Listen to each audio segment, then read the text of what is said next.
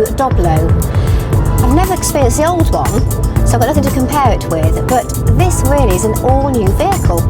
It's taller, wider, longer, got a new engine, new suspension, new transmission, so really its only thing it has in common with the old one is the name.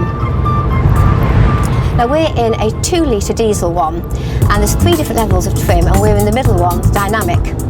The top of the range is Eleganza, and a bit like the name Doblo, sounds so much better with an Italian accent.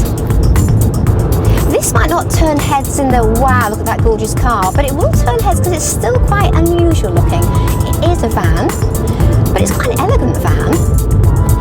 It's got some nice lines to it. I love the back, it's very bold at the back, big and boxy with a beautiful glass tailgate. But it is a big car, and really it's only when I stand next to it that you realise just how big it is. You see when I stand next to it, I know I'm quite small, but it is very, very tall. But with that, you've got plenty of space, and I love the sliding doors. It makes it so much easier to get kids in and out. But it's quite a step up. There's no handle here to help you in, which will worry me slightly. We've got the 7-seater version. It comes as standard with 5 seats, with an extra family pack, which is extra £800. You get the extra 2 seats at the back, plus little windows that open at the back as well. So really, if you've got quite a big family, then it's really very spacious for them. But no space for luggage if you've got 7 people in.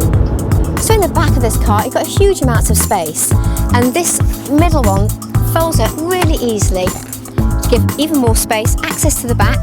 We've got 2 further seats, both of which can be removed, or just one, which really gives flexibility. And with them both removed, huge amounts of space, but sitting here, very comfortable.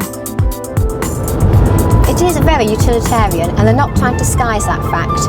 The plastics are quite simple, but you feel there's a robustness about them. They're going to take some bashing and still look okay.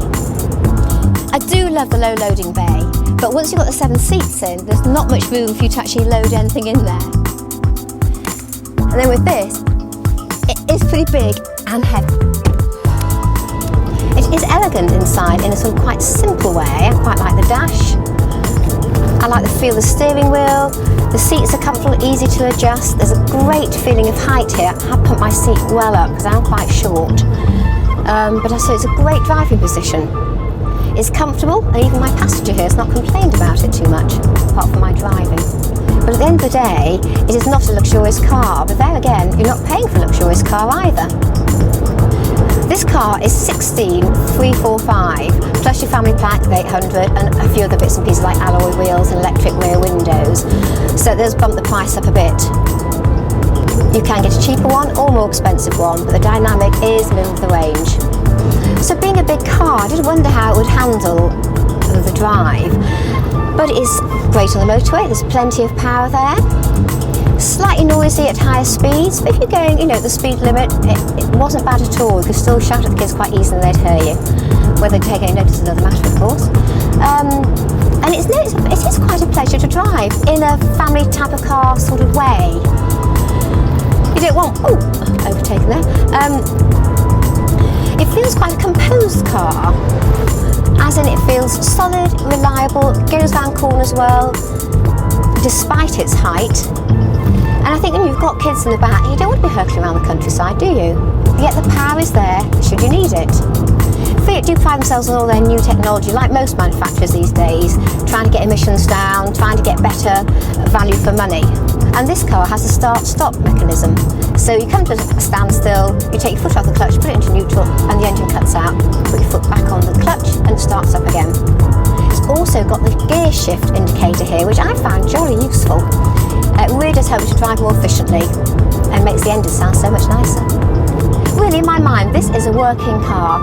If you want to transport loads of kids, family members, loads of sports equipment, golf clubs, even a wheelchair fit in there, this is the car for you.